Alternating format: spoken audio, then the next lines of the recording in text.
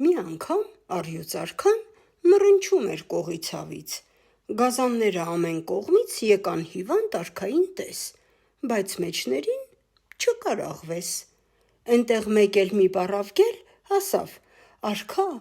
ախր ինչ կա, որ աղվեսը հաճուճ-մաճուճ թիզուկեսը քեզ չի հարգել, տես չի եկել»։ Ցավը թողեց, արքան գոռաց, թե հա թռեք, էն ըմբոստին ոտս բերեք։ 5-6 գազան ելան հասան, էն աղվեսին մի կերպ գտան, պատճառն ասին, բերին ատյան։ Արքան գոռաց. «Ուր ես, մեռած»։ «Ասեմ ձեռաց», աղվեսն ասաց, «տեր-վեհափառ, խնդիրը սառ, որ լսեցի դու հիվանդ ես,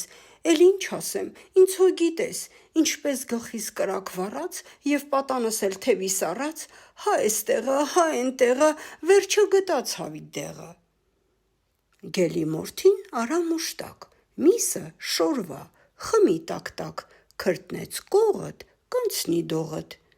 Որ չտվեց էսպես թելին, իսկույն գետին դրին-գելին,